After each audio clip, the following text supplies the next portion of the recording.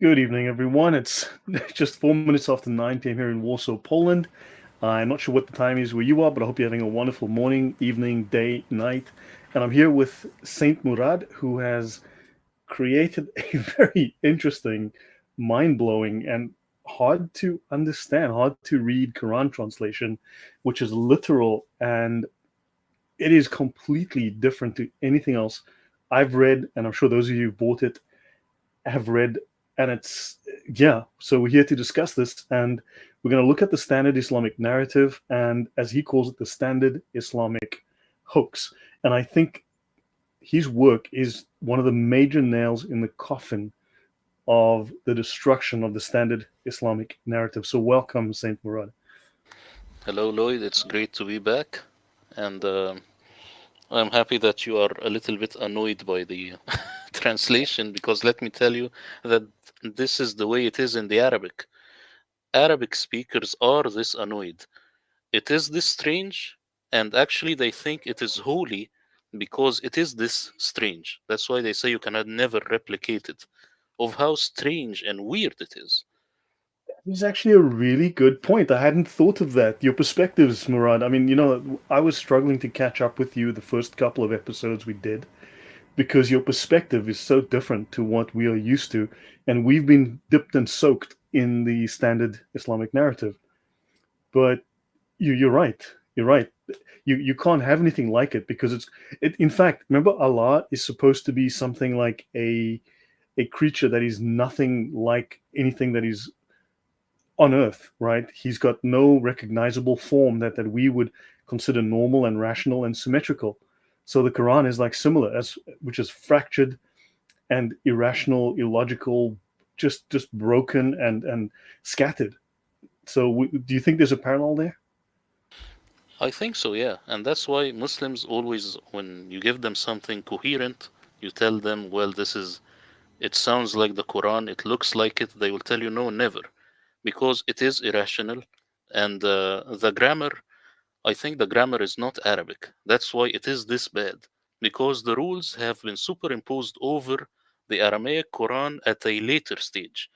That's why it looks so bad. So That's I why it was is so reading. bad in my Yeah, go on. translation.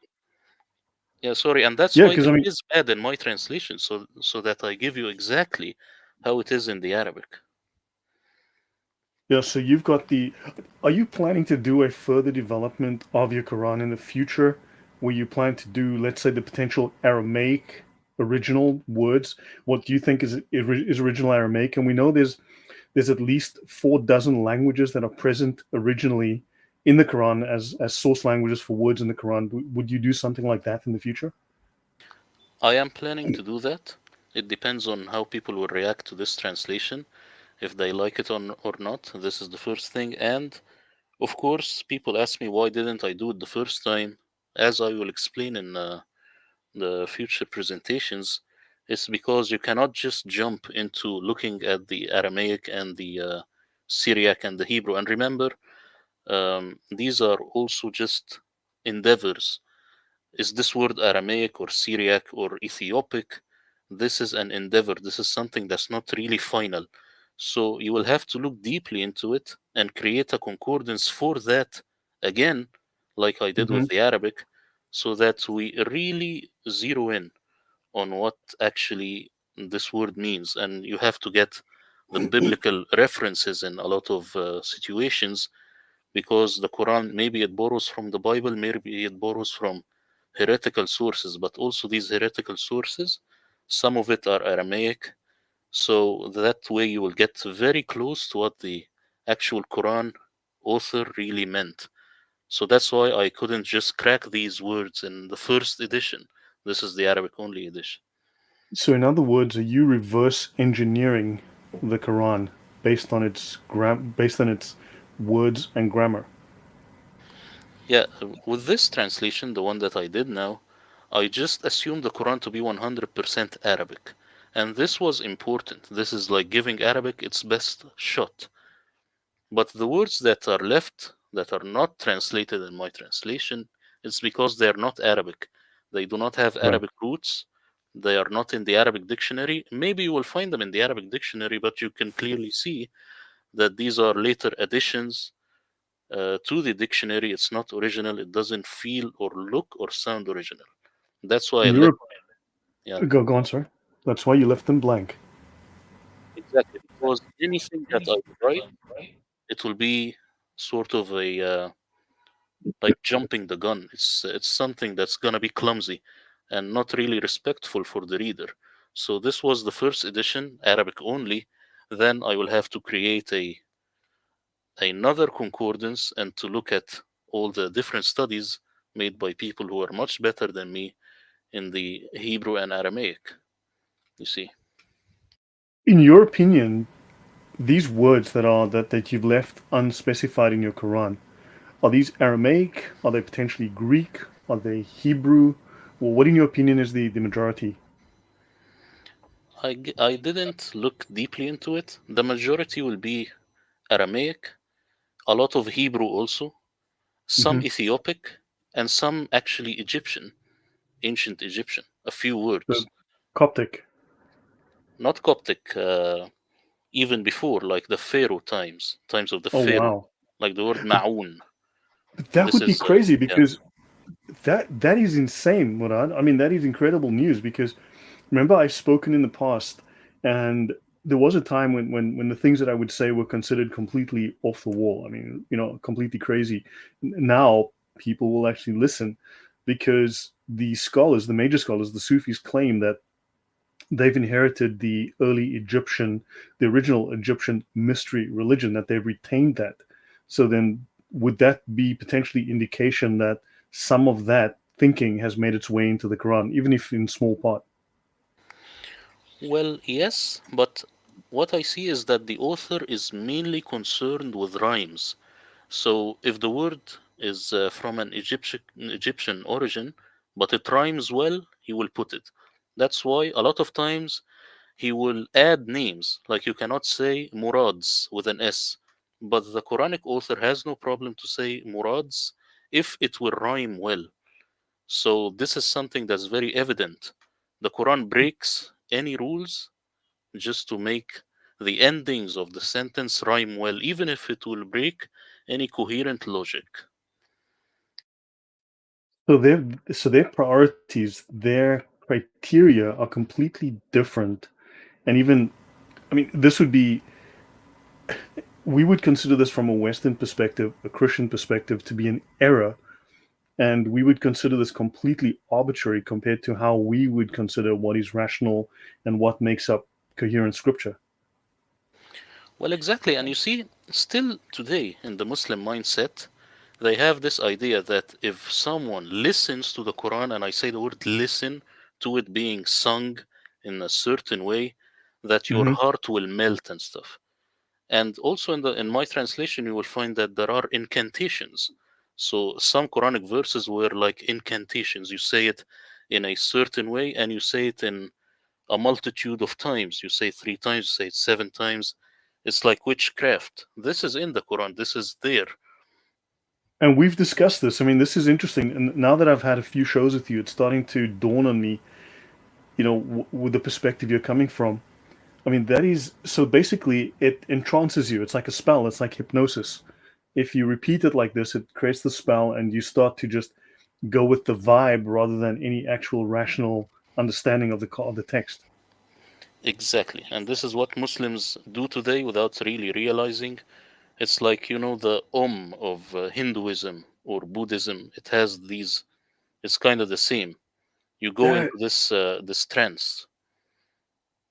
Well, I mean, this is discussed. I've discussed this before that magic is a major aspect of Islam. It's everywhere in Islam. If you read the Encyclopedia of Islam, it is like 45% of the content relates somehow to magic and casting spells. And so this is really unexpected. There's a question from Odon. Welcome, Odon, and also welcome Andrew and Mike, Ryan, Graham Pong. Great name. Um, and who else do we have? We have Villainous, of course. Welcome. Oratex, and everyone else. Thank you very much for being here. So he says, does this curious rhyme property come from the original Quran or its original material, or could it have been modified, added at a later stage? Well, the skeletal text, like in the San'a, Mm-hmm. if you put the vowels in a different way, it might not rhyme. But you see, this is the fight actually between the readers, the Hafs and the Warsh and stuff. Okay. The rhyming is part of it, and also in the Quran it says "rattiluhu tartila," and I have in my translation, I don't remember the verse exactly. It's a way of singing. You have to sing it a certain way.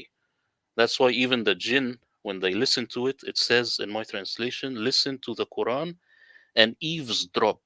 That's the exact word I have. So you have to Mm-hmm. listen to it in a very sneaky way. This is what the Arabic actually says. So listen to the Quran and eavesdrop. What? So is there any specific reason for eavesdrop besides the fact that the jinn are supposed to be technically the jinn are demons, at least in pre-Islamic Arabian mythology or in culture, and so the jinn are actually evil, whereas in Islam the jinn are sort of rehabilitated and become another form of life. But and demons are not allowed in heaven, and demons also shouldn't be listening to things that are holy, right? They should be trying to avoid that. But is there some specific reason for the word eavesdrop? Do you think a Well, particular reason for using the word? you see, the jinn in the Quran, it could be beings that you cannot see, or it could be beings that you actually can see, because in a certain verse it says استمع نفر من الجن. This word nafar, people they just say, well, group or something. This is the clumsiness. But in my translation, these are like a specific number of men. Men. So the word eavesdrop is just this sneakiness. The Quran is telling them to become sneaky and just Sneaky. listen as if they are listening. This word is like if you put your ear on the bedroom of someone. This is not good. This is That immoral. But the is Quran is using this word exactly. that is really, you know what, that just tells me there's a story here, because it's just like something that tells you if you untangle this thread you'll find something. A couple of comments that are coming up. I mean, this is really interesting to me, and I think to the audience as well now. So some of the rhymes have been destroyed, Andrew says, by obvious later additions. Have you found this as well, that some of the rhyming has been destroyed by later edits potentially? Yes, and actually this is good to take out what has been later added to the Quran. For example, the Mm-hmm. word warasulu, meaning and his messenger, in a lot of places, because it does not rhyme well, you can tell that this has been added. So the actual text is saying Allah, and then they say and his messenger. They just stuff this in there, and it ruins also the grammar. If you remove and his messenger, in a lot of places it works well. You know, to my mind, what you've just said, this alone, as a place to investigate, and if these statements are fact, this undermines and completely destroys the Quranic narrative.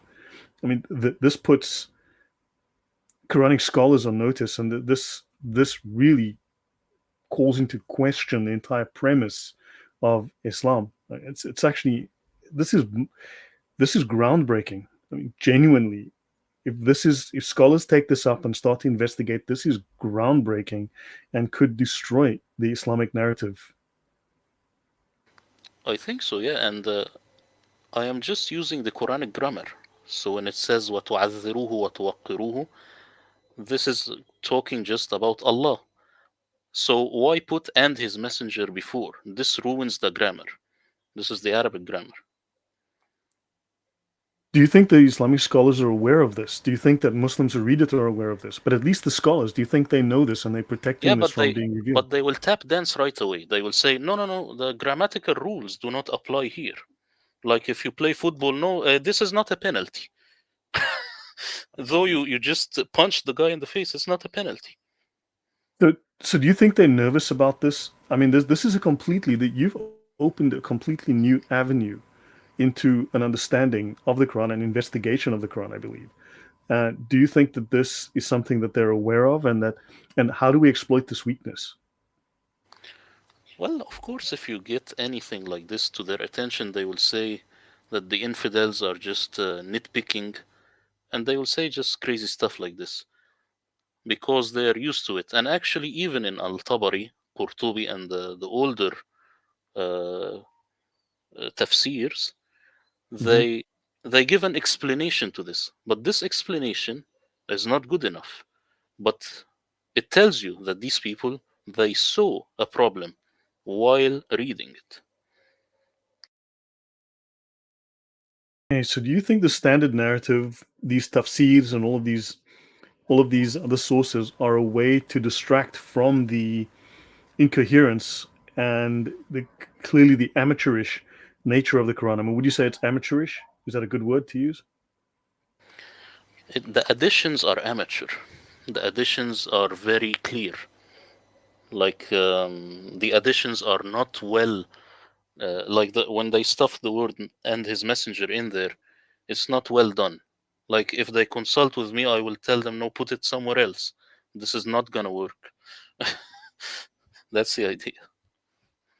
That's actually incredible. I mean, this alone is just. I mean, this calls into question everything we've been told, everything Muslims are told. It undermines Islam completely. Wow. One point we were discussing before we came live is that because the Quran is so incoherent, because it's so irrational, so illogical, because it's so unstructured and broken and just jumps all over the place randomly, Muslims consider this holy. They consider this good literature. They consider this logical. They consider it to be sound. Therefore, they must look at Christian literature, which has a flow, a logic, sense, which is progressive in the sense that it goes from one point to the next in a logical step by step fashion. And they must look at logic and reject logic because it's completely different to what they have grown up with. So they must view irrationality as rational, and they view rationality as completely, unworkable. I mean, so this is backwards and upside down. Do you think that they therefore we have this worldview conflict with Muslims, and they don't openly tell us this? Exactly. And this is evident from all Muslim debates. Just watch any Muslim debate with a Christian, you will find that there is something very wrong with his logic. The Muslim side, no matter how good he is, no matter how well educated he is, his Hmm. logic is compromised from the very beginning because he uses the Quran as his reference. The Quran ruined his brain, no doubt.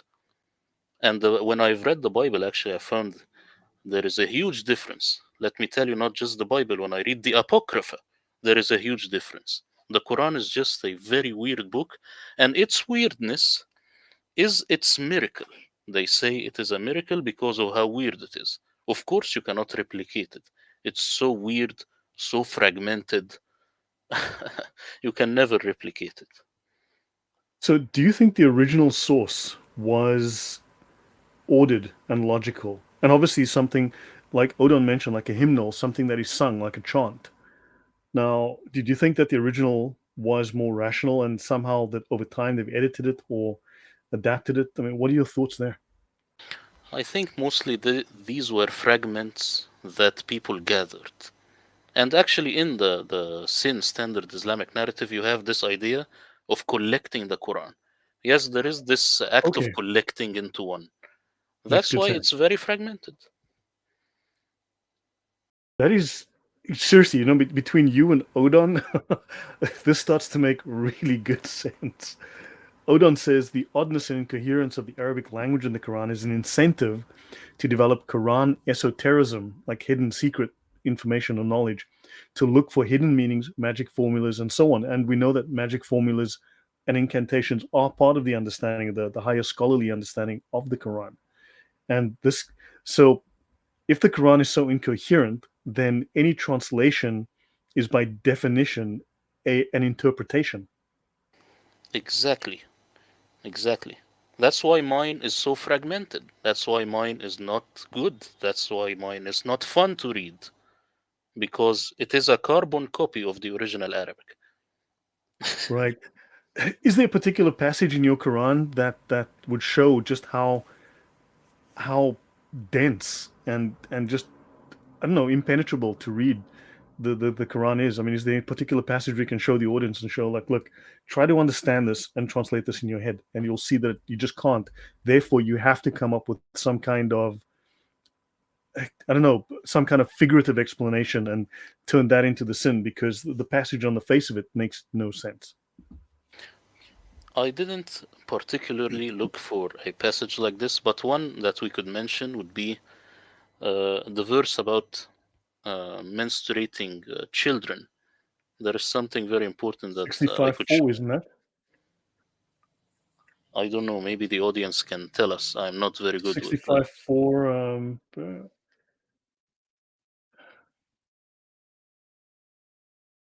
Yeah, the audience can just let me know. I thought it's 65. Here we go.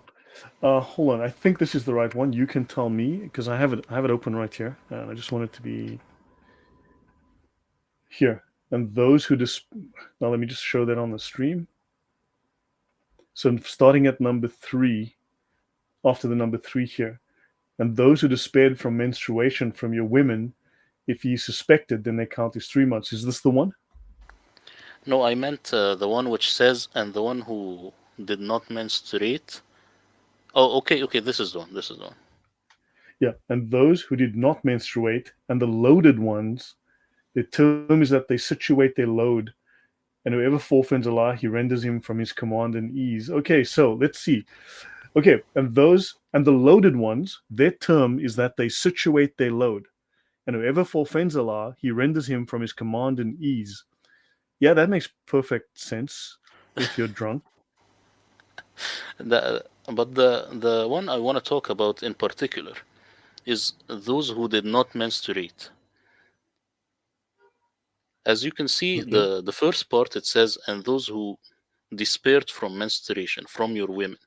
If you suspect, then their count is 3 months. Okay. And those who did not menstruate, what about them?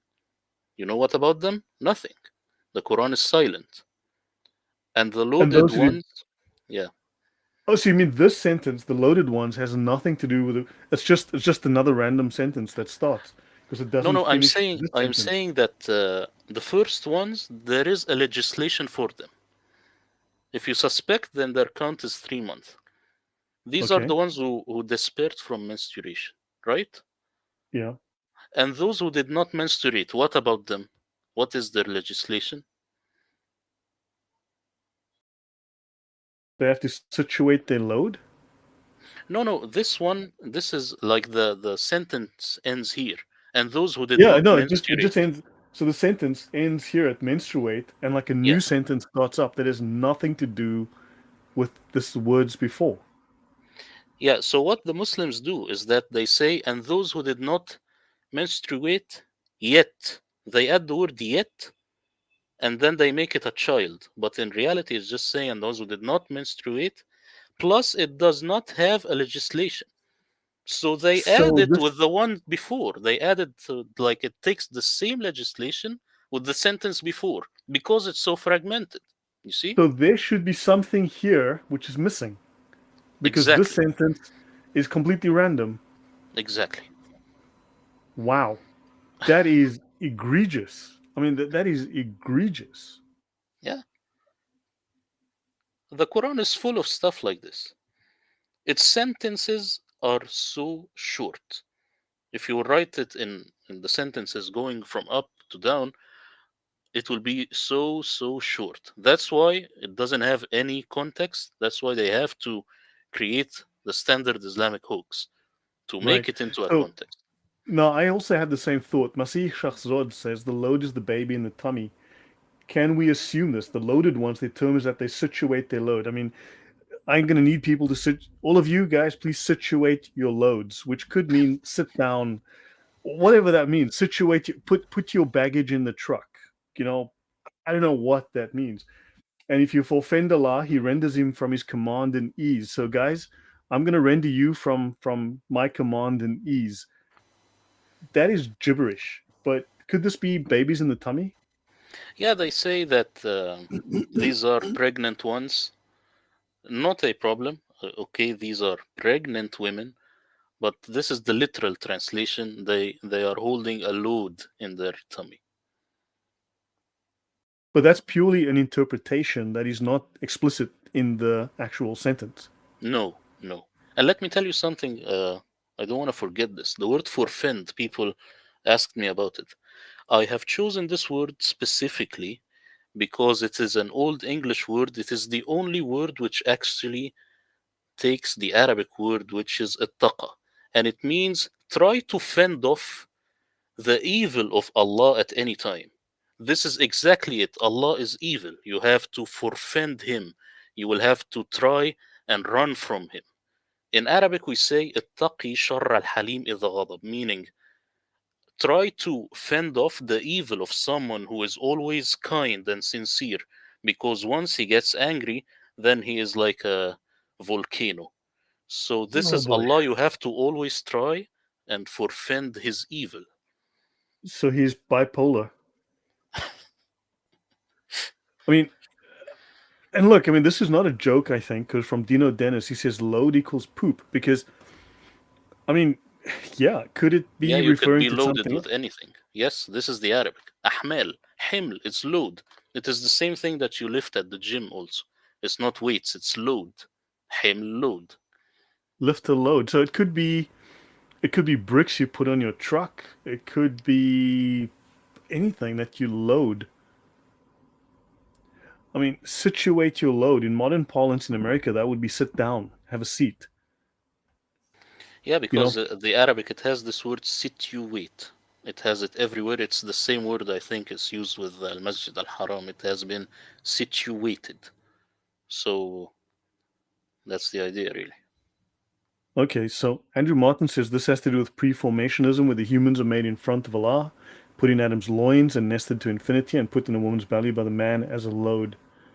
I mean, yeah, but that's a very complex conclusion based on very incoherent inputs. I would think, you know. Yeah, I'm not sure. Can we? I mean, is that can we get there from here? That's would be my question. If you read also the verse which has to do with the creation of man, because of course, as you know, every single word I have looked into a lot of details about it, you will find that it's very different than what you are used to. Also, in my translation, maybe you have noticed I didn't use the word pigs or swine. It is not in the Arabic. There is two ways of looking at it. So Mm-hmm. Muslims who are not eating swine, they should know better, because in the Arabic dictionary, the word khanzir doesn't necessarily mean pigs. It has a different meaning.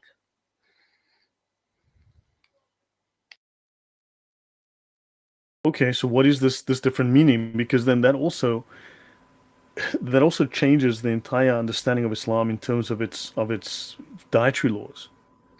Yeah, you see, the word khanaza, so the Arabic would be khanzir. They say this is a pig. Well, this is not wrong, but this is just very quick to judge. Because if you look at the word khanaza within the Arabic dictionary, you will find that it has a very certain meaning, which is decompose.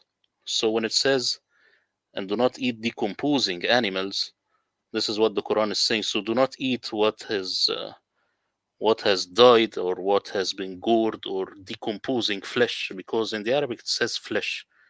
So Mm-hmm. can I eat the fat of the pig? No, there are no pigs here. It's just that you should not eat decomposing flesh.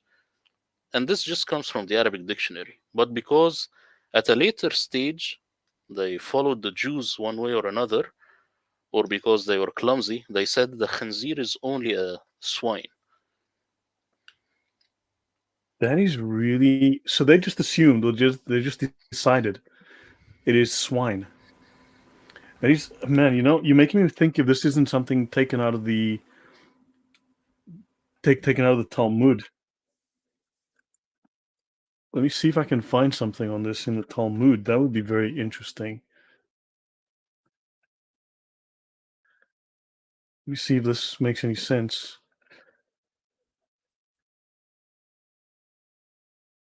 Yeah. So, did you have a presentation that you wanted to discuss today? Anything in Yes, particular? Because man, I just these questions that I had, I just thought we would discuss these. I mean, this is a this is a revolution in the understanding of the Quran. And I hope that scholars are willing to take this up, and that this starts to, that starts to make waves, and that people eventually cannot ignore this, because scholars have the dots and clearly refuse to join the dots. And I hope that academia, which obviously has a vested interest in not having things happen to them like have happened to Salman Rushdie, for instance, and don't want their multi-million dollar grants, from Qatar interrupted. I hope at some point someone is willing to speak out and actually investigate this and work with your material and go like, hold on, this is completely different to what we've been understanding for decades, for centuries. Yeah, these are levels of fraud happening within the Islamic caliphates. And in this presentation that I will share with you now, we will talk about why the sin is a hoax, basically. Okay, good. Yep. So you're welcome to share your screen and share this, because man, this is it's shocking. That we've been believing a lie, that we've taken them at face value. Yeah, You from the see, audience, I'd love to know your thoughts. I mean, how do you think this will impact Islam, and how does it impact you? How does it impact your understanding of the Quran? Because it completely turns my world upside down. do you see the presentation? Yes. Okay, so the standard Islamic narrative, I call it the standard Islamic hoax. What is the sin exactly? What is the standard Islamic narrative? Well, you have the exegesis of the Quran, you have the hadith, and you have the biography of Muhammad, Asbab al-Nuzul, which is reasons of dissension of the verse, and you have the Mecca and Medina phases. My question is this stuff valid to crack the Quran? Now, if I were to give you a Spanish book and ask you to explain it in detail, Lloyd, do you think it would be a good idea to ask someone who knows Spanish? Probably best to ask someone who knows the language. Yes. Then why, when it comes to the Quran, you ask someone who does not know Arabic, who is not fluent in Arabic? I'm talking about Al-Tabari, I'm talking about Al-Baghawi, and these people. Most of them were Persians who did not speak Arabic well. This is why the exegesis of the Quran is laughable.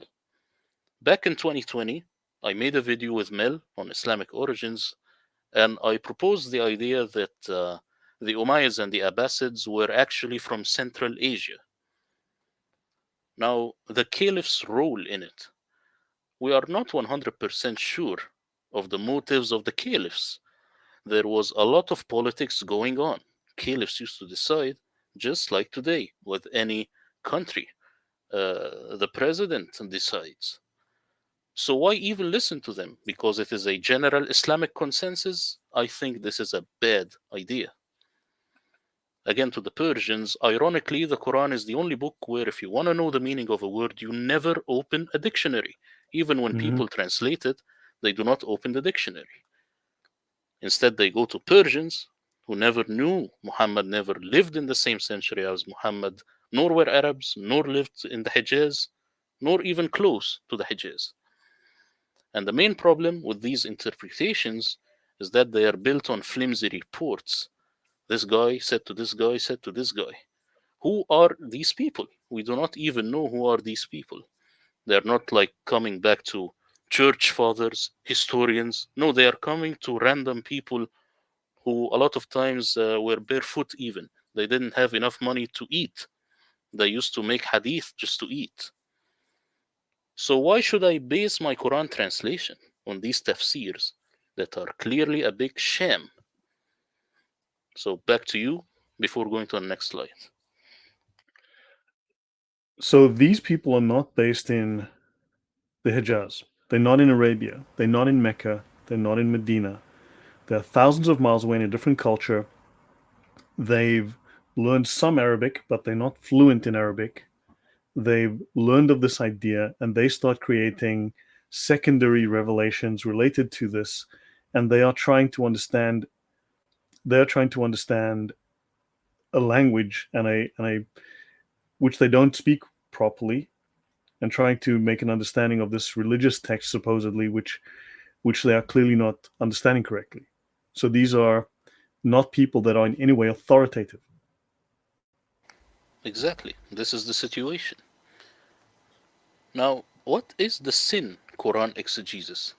Well, an overarching theme in Quran exegesis is that anything the Quran commentators do not know the meaning of, they throw it into the afterlife because they know that no one can come back to life and prove them wrong.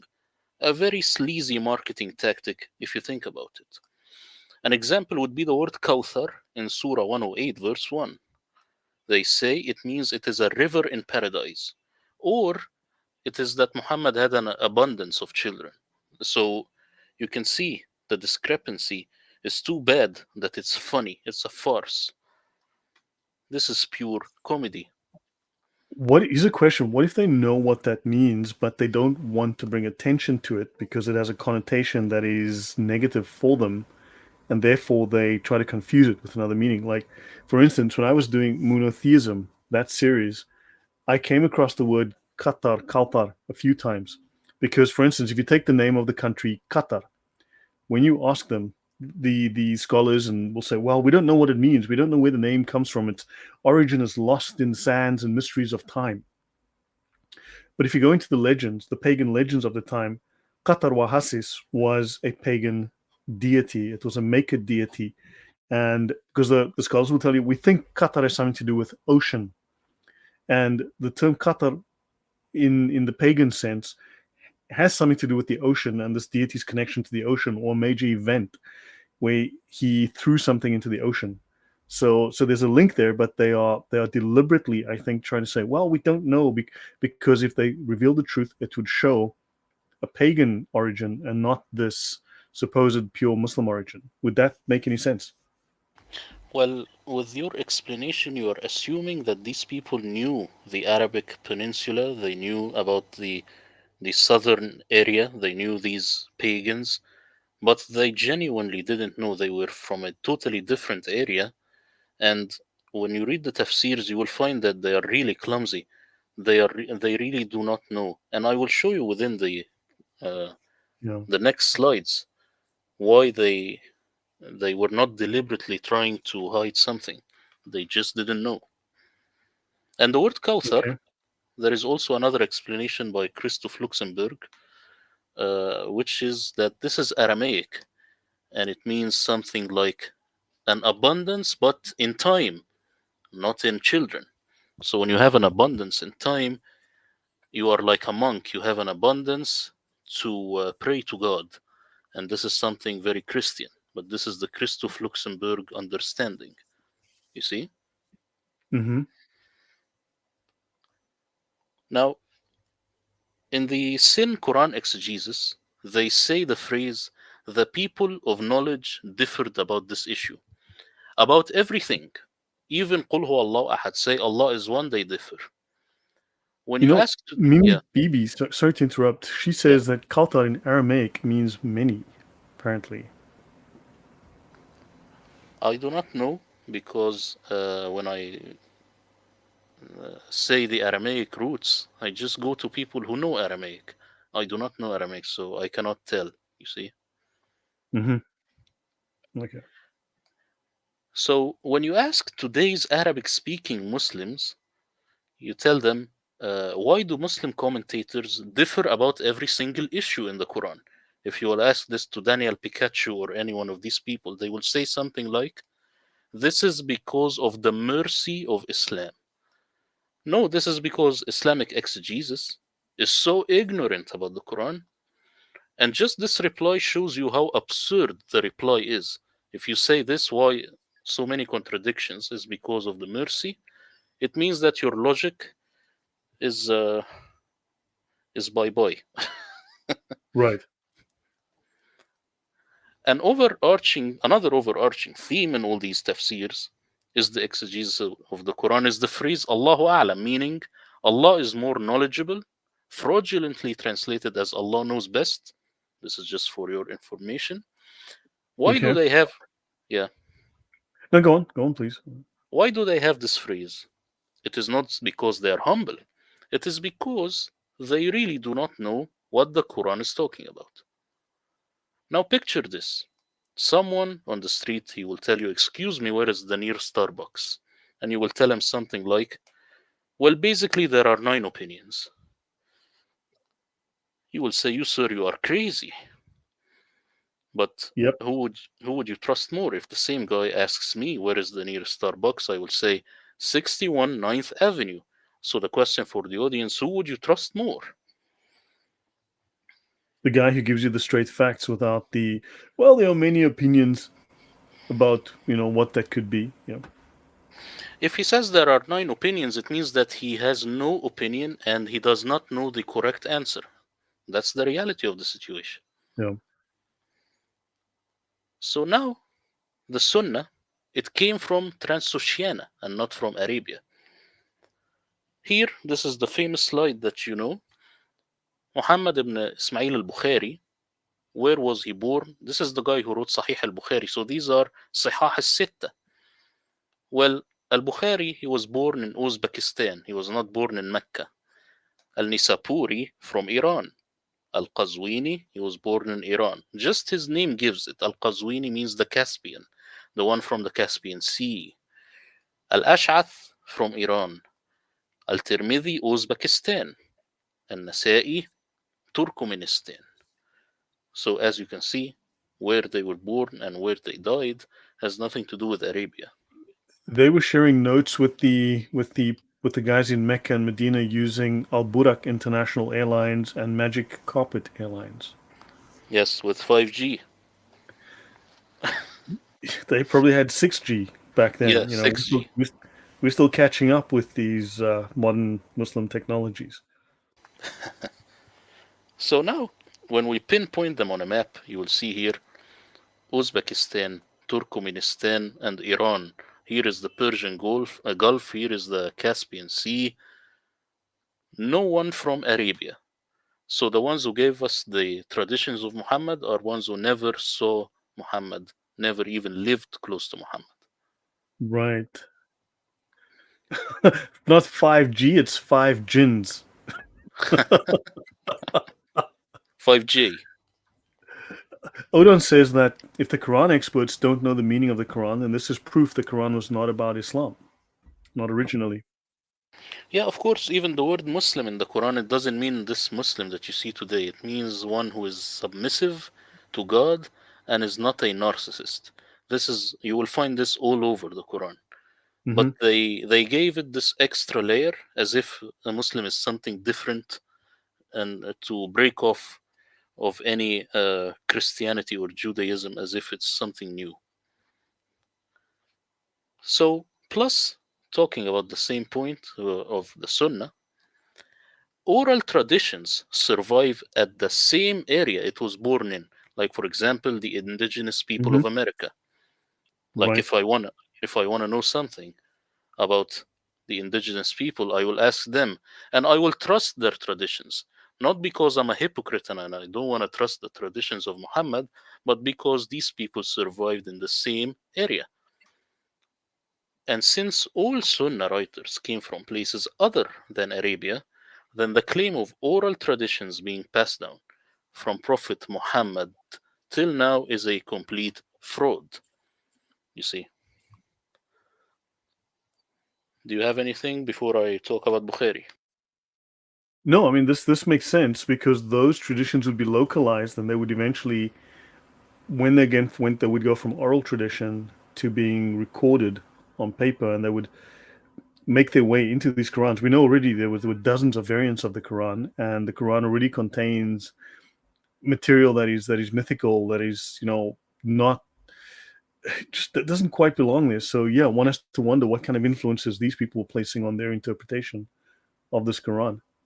And why wasn't it written in Mecca? I mean, why weren't these people based in Mecca? That's such a one has to wonder. Yeah, because Mecca, of course, didn't exist, but this is a different question. So, Sahih al Bukhari, is it a hoax? Sahih al Bukhari doesn't have one original manuscript. This Moroccan scholar wrote a whole book about it. Until now, no one has debunked him. This is the name of the book. صحيح البخاري نهاية أسطورة. In English, صحيح البخاري, the end of a myth. And this Right. book is in print. Debunking him requires one thing and one thing only, a manuscript from the time of al-Bukhari. But that never happened. Muslim scholars created a pseudoscience called علم الرجال, or the science of men, which is hocus pocus.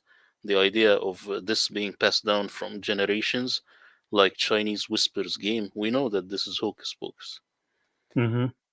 So what about the other sahah, Sahih Muslim, and the other rest, the rest of sahah? Well, their case is even worse than Bukhari, as explained by this Moroccan scholar also in his book. They didn't have any manuscripts, not just not original. Maybe the first ever manuscript to appear is in the medieval times, and the final complete Bukhari, like the one you see on screen, is as far as World War One. Till you have this final Bukhari. So, in other words, 6 years before the first Quran, 1924. Yes, this is the time where actually Islam was finalized. Not just the Quran, but also Sunnah. This is That is funny, and it, crazy. it goes also with Saudi Arabia, Ibn Saud, and Abdul Wahab, and just Saudi Arabia in general. Yeah, You but see? also, and the problem of variance in the hadiths, even with Bukhari, exactly the same problem you have in the Quran. You have these variant Qurans. You have these multiple qira'at. You've got exactly the same problem with the hadiths. Like Bukhari has the same problem. There are multiple versions of Bukhari passed down from different students who've got conflicting reports. So one has to wonder, is there an original? And we don't have these originals. Yeah, not at all. Plus, these writings are not all about Muhammad. Bukhari has a lot of stuff which has nothing to do with Muhammad, like the she camel getting stoned. And this is not always translated into English because it is so absurd to the point that it's embarrassing. If you will ask someone like Daniel Pikachu about this, he will tell you it doesn't exist. So I don't know, I don't remember. But it's there in Bukhari. You know the story, Lloyd? The sheik. When you said she camel getting stoned, this reminds me of the story of the camel that's told by John of Damascus, which No, she monkey. disappeared as well. She monkey. A she monkey, yeah. But so yeah, you said she camel. Sorry, but yeah, I thought maybe you had a typo. But there's the story that John of Damascus tells of the she camel, and this story is no longer in the Quran. Now, why would John of Damascus include it? Now, some scholars like to say that John of Damascus just literally made things up. He fabricated things because look, here today the Quran doesn't have that. But in the 7th century or 8th century when he lived, maybe that was what there was of Islam. Maybe he's making true reports, and Islam today is a completely different thing. Yeah, and that's more plausible, of course, that John of Damascus is closer to reality. But here I'm talking about the Yeah. she monkey, the story that monkeys, when they saw the she monkey being an adulteress, the monkeys started stoning her, and the guy who is reporting, actually, who is a man, he started stoning also. You see, this is Okay. ludicrous. That's why you do not have this narration in English, or maybe it's difficult to find in English. But this It's the is in Quran's Bukhari. way of saying monkey see, monkey do. Actually, also the Quran, when it says pigs and monkeys, I chose the word monkeys, not apes, because in Arabic the word qird has to do with monkey see, monkey do, because they mimic. The Quran is insulting these people because they are mimicking like monkeys. That's why when you choose the word ape in the Quran, then it's wrong, or it's at least clumsy. You see? Mm-hmm. Tell me something. Does the Quran talk about monkeys and pigs for the Jews, or apes It and pigs? does, yeah. Does it actually? It It does. says monkeys because monkey see, monkey do, and pigs because the pig is filthy. It doesn't Okay. smell good. It has this decomposition in it, this decomposing element in the word. As I told you, in the other context, it would be decomposing flesh. So you have two layers in the onion.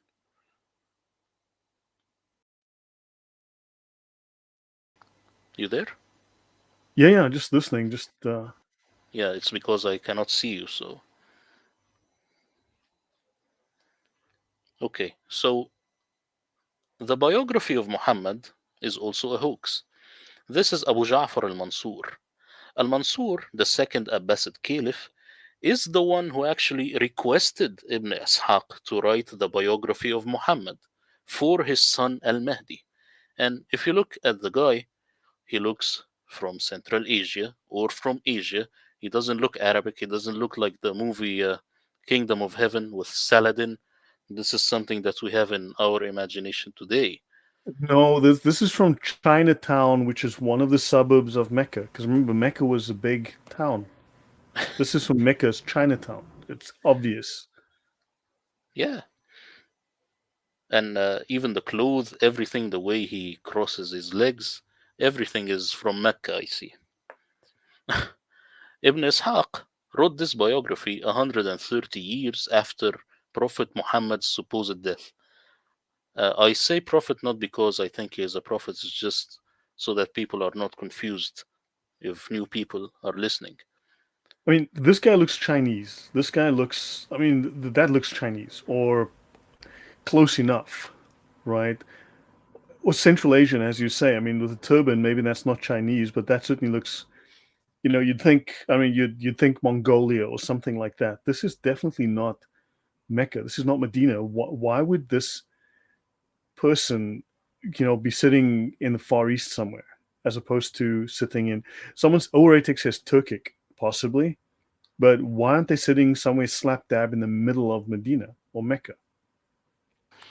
Also, if you look up Saladin and you just write Saladin and coin, if you see his coin, you will find that he looks like this. He doesn't look like Kingdom of Heaven movie. He looks like this. Saladin was very short and he has this central or let's say Asian features. The all the depictions of early Muslims, Asian, all of them. Hmm, that's that shouldn't be. Not at all.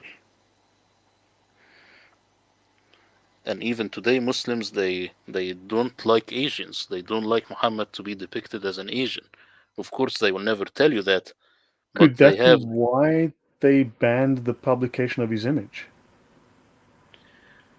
I personally think banning his image had to do with Genghis Khan because Genghis Khan almost totally destroyed Islam, and then he didn't want his image to be put anywhere.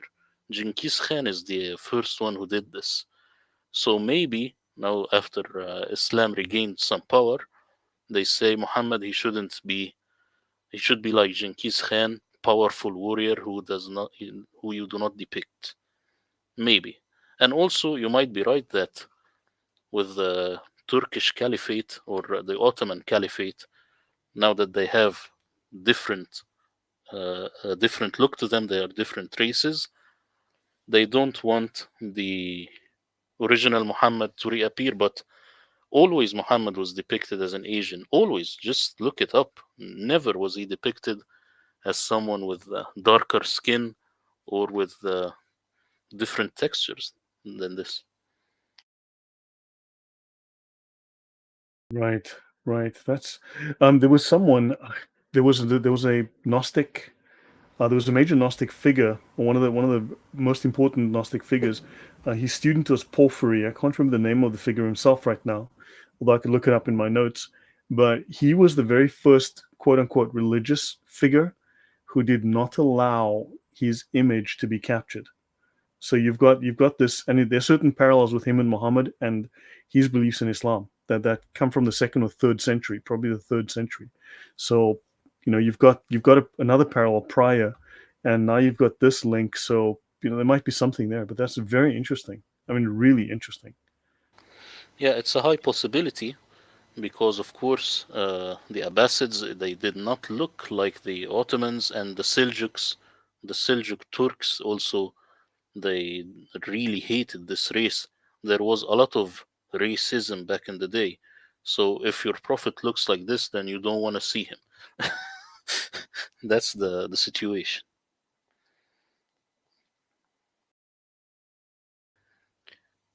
Now, the Plotinus, that's what I problem, was thinking of. Plotinus didn't allow his image to be captured. Plotinus. Hmm. yeah, Yeah, go on. Thanks. okay. The problem with the biography of Muhammad, the one that Ibn Ishaq wrote, is that the original of Ibn Ishaq is lost. The original of Al-Bakkai, who is his student, is lost. The original of Ibn Hisham is also lost. We only have a copy. Robert Spencer's Did Muhammad Exist shows very well the problems with the biography of Muhammad, and Crossroads to Islam shows how archaeology actually leads to Abdul Malik ibn Marwan. Hmm. So, this is the biography of Muhammad, it's a hoax. Right. Now, going to Asbab al Nuzul, which means reasons of dissension. The literal meaning is verses flying down from heaven, as seen in this picture. This is Asbab al Nuzul. But Muslim translators, of course, translate it as why was this verse revealed? This is just something for the audience. Yeah, they often say occasions of revelation, the context of the revelation. They try to imply that that's what it is. Ooh. Yeah, but in the Arabic Asbab al Nuzul, it's clearly reasons of dissension. This is a highly narcissistic, self centered approach to the Quran, later created by Muslims after owning a complete Quran. On one level, it was made to cover up the fact that they didn't know what the Quran was actually saying. On a deeper level, the idea was crafted to forge the life of Muhammad into the Quran, when in reality, the Quran does not know Muhammad. And this is actually the very first depiction of Muhammad as an Asian, also. But it's low resolution. I cannot find a higher resolution for this image. The Asian sword, the Asian features, textures, everything. This is Muhammad. So, what about Mecca and Medina? Or should I say Muhammad and Moses? The Sin, standard Islamic hoax, claims some verses were revealed in Mecca, some were revealed in Medina, or surahs even. Reality is, Muhammad's immigration or hijrah from Mecca to Medina is a hoax, remodeled on Moses' exodus with his people out of Egypt for being persecuted for their new monotheism. That's the reality. The details of this scam are not to be discussed here. So, this is another standard Islamic hoax made to make the Quran fit the story of Muhammad. Now, adding insult to injury, no one actually agrees which verses are Meccan and which are Medinan. Sometimes half of the verses in Mecca, the other half is in Medina. So I want you to picture this. You have Mecca, you have Medina. This is the Islamic narrative. You could say something like, hey man, let's go grab some. And after 2 to 4 weeks of travel by camel, you will say, coffee. How absurd is that? What do you think? Um, that would be very well. Your coffee would be very cold by the time you got there. So, It's but just so absurd. it makes yeah, no, that I mean, there's a discontinuity there. There's clearly something not right with this picture. Let's say that. Yeah, they And just something's missing. It also implies yeah, something is missing, something is removed, some context is gone. they just threw some verses. They say these are Mecca, these are Medina, randomly, because the main goal was to know that there was a Mecca and there was a Medina and there was a Hijrah. That's the idea. That's the way I see it, at least. Right. Now, here are some things that are not mentioned in the Quran. Hijrah, specifically from Mecca to Medina, never mentioned. And in my translation, when I looked deeply into the word Hijrah, it doesn't mean immigration or migration. It's a little different. because this same word is used when you leave your wife. You do not do immigration. It's something more like abandoning the old and starting a new life, something along those lines. Isra and Okay. Mi'raj, which is fraudulently translated as the night journey in English, this is not in the Quran, never mentioned. The doctrine of abrogation, not in the Quran. The black stone, Ashura, Muhammad's wives, Muhammad's companions, Eid al-Fitr, Eid al-Adha, the five pillars of Islam, and many, many more. Where did All they of get this this? comes from the sin. Yes? So where do they get this if this is not in the Quran? They got it from the writings which were later than the Quran, which were crafted by the caliphates. The Ah, can I caliphates, just yeah, show something about this image? I tried to do an enhancement of it. I have some other software, but it would have been more difficult, so I used a simpler process. This is the image that you brought up, enhanced a little bit. I mean, if you look at the sword that he has, this scabbard has a split scabbard. It's got a forked ending. I mean, that's quite unusual. This is quite unusual to have this forked ending here. So maybe there's something that we can learn. If someone, I mean, do you know where this was from? This image? Because if someone can just find out what culture had this scabbard that had this forked ending, that's upside down Y or V, that would be interesting to learn. Where what culture had that, then we can start to identify the location. That would be very interesting. That's all.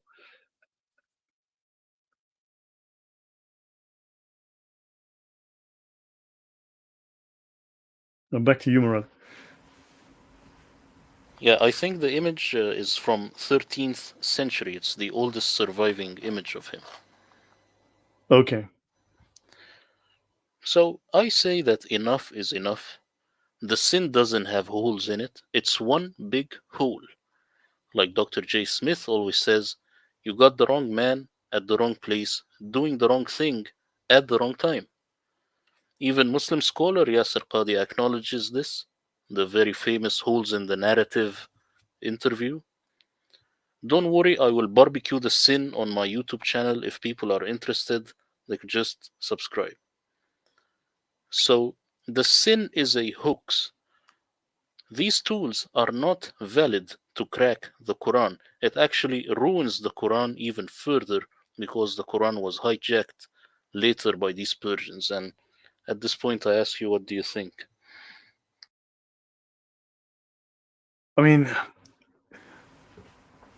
the tools though are helpful to give us an insight into the people, their motives, their agenda. It tells you something about the context of the time. But yeah, but are they trying to create something? Are they trying to cover up something? Is it both? I mean, it's also there to confuse the issue, I think. So but yeah, the whole thing seems like a massive, massive fabrication that occurred over what looks like centuries and over a very large area. Like different people had control at different times, putting their influences on it. Yeah, it's because these people, they never imagined that one day we will be doing this. Because when they abrogate what came before them, no one is going to ask them because the caliphate was a total dictatorship. So there was no problem back in the day. That's why all these contradictions actually survived. Hmm. Now we will shift gears a little bit and talk about Muslim and non Muslim Quran translations. The question with the Bible is which translation is better? But with the Quran, which translation is worse? Quran translations are so bad, so deceptive, that they are an online meme. People sometimes call them the science of bracketology. From all the brackets, sometimes you have a long, long sentence for one word. Hmm. Now, what did these people have next to them as they were translating the Quran? You have the Muslims and the non Muslims. Both of them, they had the sin as they were translating. They had Al Tabari, Bukhari, these people. So that's why I say they are all oranges, and I will show you why. Muslim and non Muslim translators of the Quran, as I told you, is the only book in history. If you want to translate it, you never open a dictionary, you go to Persians who never lived close to the culture, never spoke the language. Muslim and non Muslim translators both started by translating from Surah 1 without creating their own concordance. It is evident from their lack of consistency in word choice. Here is how the sin would corrupt a translation. You have this very famous verse, which they call the abrogation verse. ما ننسخ من آية أو ننسه. The word ننسخ and آية, almost every single Quran translation uses the word abrogate a verse. This is sad because if you look here, you will find that this same word is mentioned 4 times in 4 different contexts. The Arabic word nasakha has a common theme in all these contexts. Do they know the theme? No, they do not know the common theme. It is evident because they didn't bring out every word in the Quran into a concordance and then look deeply into it. So again, here, ما ننسخ من آية أو ننسها, you have Osama's translation, you have Robert, and you have Sahih International. They all say, abrogate a verse, just Robert has revelation. I ask you, do you see any difference between Muslim and non Muslim translations in this regard? Uh, no, no. So I say that creating more sin based translations, I'm not talking about Robert or Osama, I'm talking about someone who wants to create more sin based translations, is like beating a dead horse. So So the let the Western translations are trying to clarify the sin rather than work directly from the original Arabic. exactly. And Robert, for example, he says that he is far away from the sin because he did Muhammad exist, which is a great book, but he doesn't know how much he believes in the sin. It is too much. He just went like as if you are standing inside your home, but you only have 1 foot outside. Now you think you are Mhm. outside. No, this is just 1 foot. Your entire body is inside. That's the idea. So that's why he has abrogate a revelation. Because, of course, I say if you open my translation, it doesn't have anything to do with abrogation or verse. So here, Osama and Robert will say something like jihad means fight the infidels. In my translation, I say something like jihad used to mean exert effort, but the sin turned it into holy war or fighting the infidels. So it is very important for the Western audience to know that these words went through a an evolution. It's as if they are saying gay only means homosexual. I say in the 50s, gay used to mean happy, now it means homosexual. So it is evident also from the English language or any language that words morph and change meaning with time. This happened with the Quran, of course, but the only difference is that in the Quran you do not have this. You do not have that in the 50s, gay used to mean happy. This is lost, and this is what I tried to restore as much as possible. What do you think? Correct, but also the if you look at the Gnostics also have their own way of usurping ideas. They call it the allegorical method, the Gnostic allegorical method. They'll take an idea and they'll reinvent the word. They'll reinterpret that word in a completely different sense. So they will destroy the language, just like we see with the woke movement today. So there's two possibilities there, and there could well be a mixture of each. One could be a natural sort of change over time, but the other could be that the dominant culture managed to insert their meaning and impose it. Yeah, this is a very good point that I didn't really know about. But as you see, uh, the effort that I have put into this work had to be done way before. You had to Mm-hmm. try, uh, you had to try to crack the earliest interpretation for the Quran as the author Mm-hmm. intended, without using any sin. That's why I say to the people who ask me what's the difference between my translation and others, even Robert and Osama, is it's that they are oranges and I'm an apple, because we are using a totally different method. I just used the Arabic dictionary, they used the sin. I never opened Al Tabari, Al Bukhari, I never opened them, not even once. So here you have the Muslim side and the non Muslim side understanding and translation of the Quran. The Muslims will say the Quran can't be 100% understood because it's from Allah, it's miraculous. But the other side says something along the lines of the Quran can't be 100% understood because it's from a madman or from a false prophet or demonic, something along those lines. But they both rely upon the sin, standard Islamic narrative. Hmm.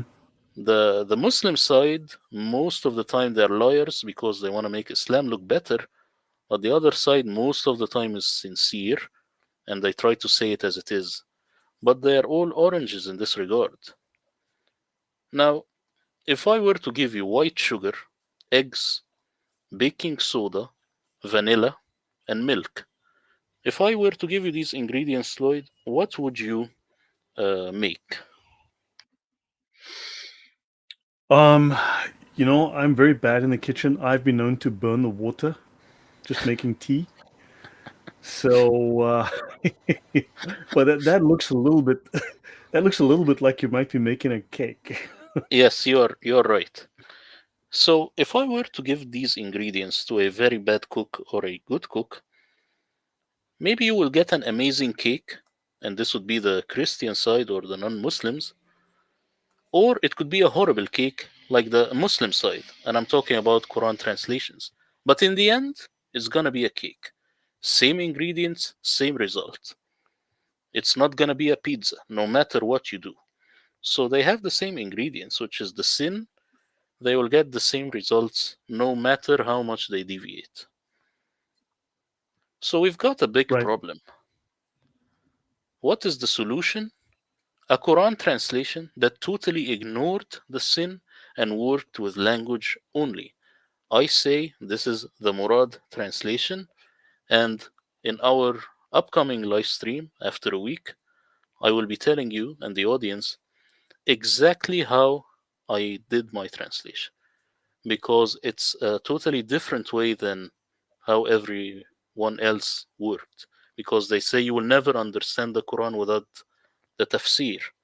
I will say, well, you didn't you didn't think logically. I have an answer. I know how to do it, and I will show you, of course, in the Hmm. next live stream.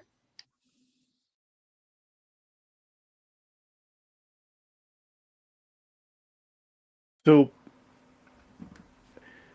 why is it that let me just take that off the I let me just hide that for you. There you go. Why is it that every point you raise is rational? Every point you make is sensible. You raise very good questions. You bring up good points. Why is it that you're the first one to do this? To go, hold on, wait, let's start from scratch here. Let's start from fresh. Obviously, they did this potentially in 1924 with the Arabic Quran, but what did they do in 1924? I mean, they cleaned up the Hafs. How did they clean up the Arabic? And then, of course, from there we got all of these like formal Sahih International English translations. So that's a separate question. But why were you the first one to do this? What was it about this mind virus that prevented others from seeing it this way, from doing just what you did? Well, to be honest, I do not know, but this is the reason that I did this project. It is because I knew that I was the first one to do it. And also, people on YouTube, they gave me a lot of love and encouragement, which was very unexpected for me. So it's like I feel that I was being called to do this. That's why I did my best for the people to try and understand the Quran without the sin. So the whole thing for me as a person is kind of epic. That's the idea. Right. That's yeah, just that you would have thought that someone else would have said, "Hold on, you know what? Let's discard the sin, the English translations, the idea that that's been indoctrinated into us, whether you are Muslim or non-Muslim, as you showed, even Christians, even secular people, we've all been indoctrinated with the standard Islamic narrative hoax. No one else decided, hold on, let me go back to the original Arabic and do a word for word. Do you think that the Muslim dawah has been so effective? Do you think that they're aware of these inconsistencies, these incoherencies, these difficulties, and that they have so successfully created this set of red herrings, this outer camouflage to turn people away from the direction that you went in? And what made you look in that direction versus others? I mean, do you think that the Muslims have been successful, and what made you different? Well, I think there are multiple layers in uh, in my answer. There are gonna be multiple layers. First thing is that everything I raise is kind of responded to in the sin, but the responses are ludicrous. That's why any Muslim will tell you, this issue, this was raised 1,000 years ago. Yes, it was raised, but you give a horrible answer. So the question still stands. This is the first thing. Second, Muslim dawah Gandhist in general, have a bully attitude. So whenever you think for yourself, they will say something like, "Oh, you little midget, are you the one who's gonna crack the Quranic code? I could teach you Arabic. You are my son. I'm your teacher, like Muhammad Hijab." You see, this Mm-hmm. Muhammad Hijab attitude is in all Muslim da'wah Gandhist, but with different intensities. That's why I tell them, yes, I do not use the sin.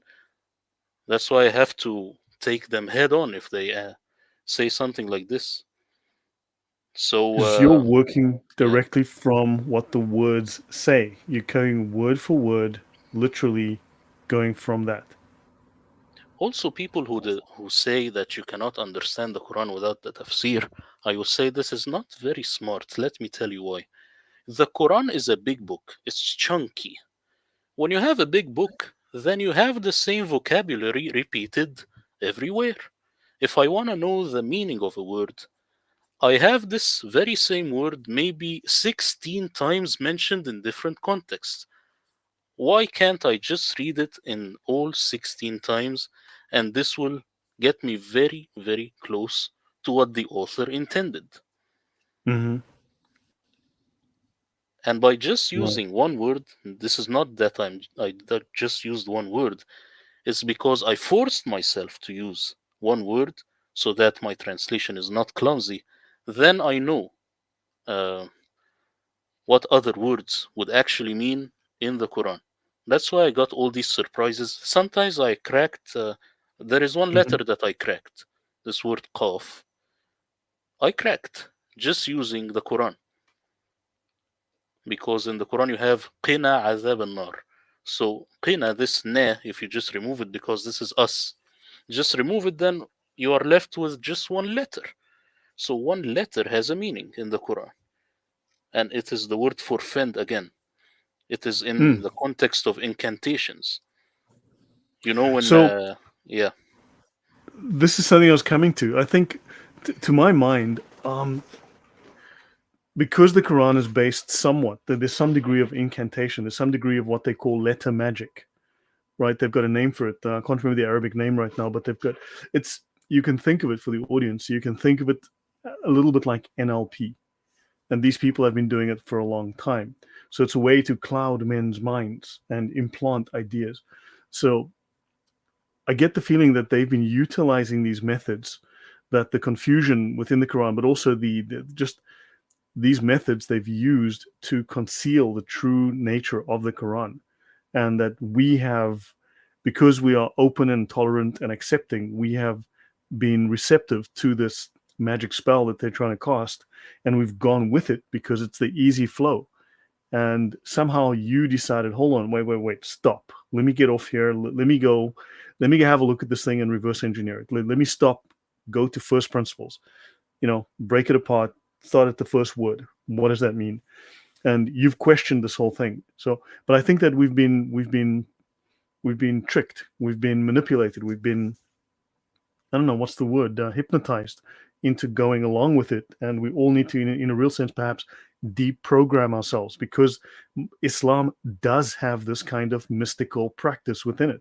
It does have this kind of manipulative magic within it. It is, you know, it's a genuine part of Islam. Do you think I have a point here, or does that sound a little bit too conspiratorial? I think you have a point, and also in the Quran there is this word batin. So al-zahir and al-batin. I know that you know these two To words me, from yes, yes. Sharia, but also let me give you another layer to it. Al-batin, it's when you say covert. It's like the covert narcissist. So it's something that you hide, but you know that you are concealing something which is evil. So when the Quran uses this word, it has all these connotations to it. Al-batin or Right. al-batiniya are the covert ones. The covert ones. Just pause a moment. I want to say thank you to Harry L. Johnson. Thank you very, very much. Your support is really appreciated. It really all goes a long way. So thank you very much for that.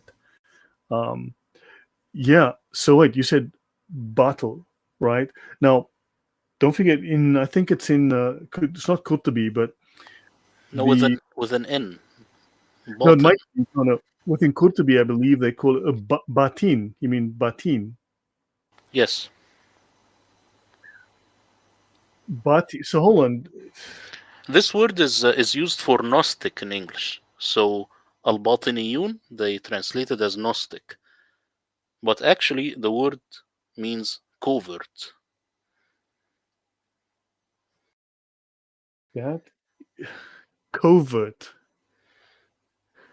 Okay, hold on. You know what? Now you've got me buzzing here. I need to do something. This is covert. Let me look something up.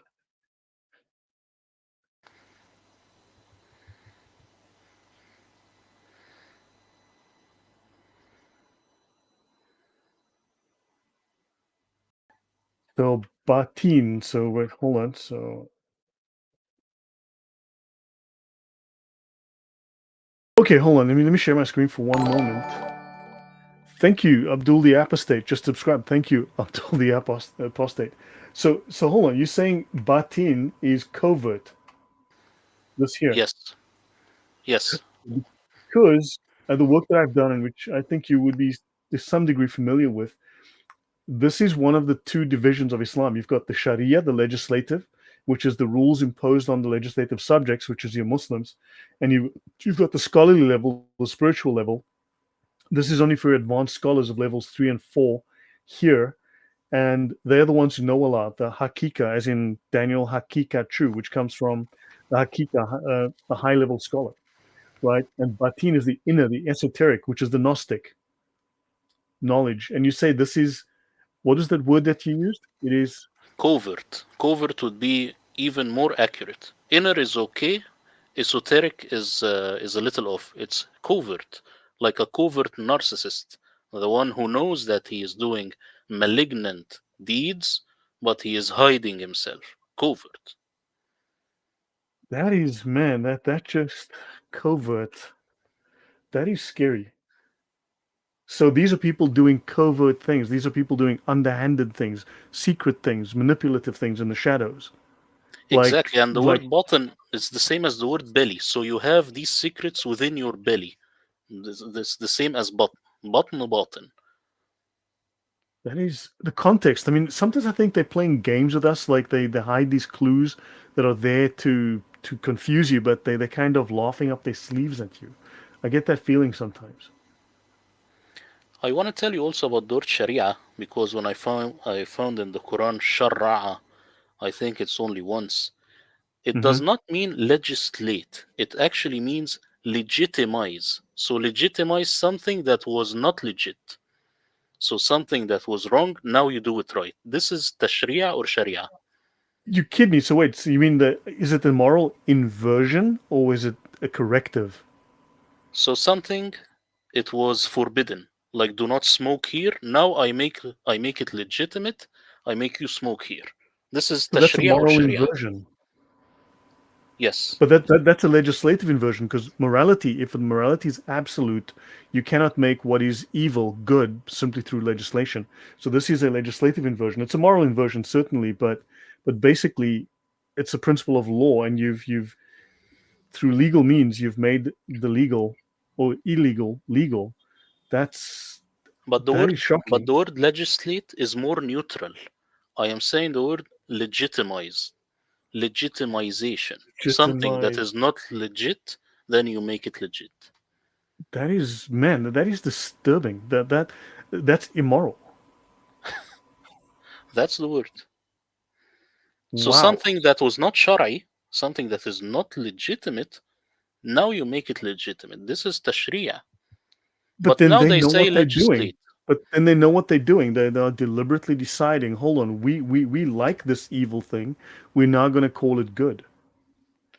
Exactly. This is the exact meaning of the word, and I found it also in the dictionary. And actually, the word shira, if you look at it also, the different layers for it, like the very root of the onion, it Hmm. comes from the word road. So, because it is multiple roads, meaning multiple roads of understanding, multiple ways of understanding, or let me say, multiple ways of legitimizing. Okay, that's satanic. First of all, I mean, there's something narcissistic, but something psychopathic about that to try to legitimize what is evil. But this also tells me, from what you're saying, the context, Murad. I mean, one of the things that I'm picking up, at least, and the audience, please let me know in the chat if this is a similar concept that you're picking up. But I'm sensing a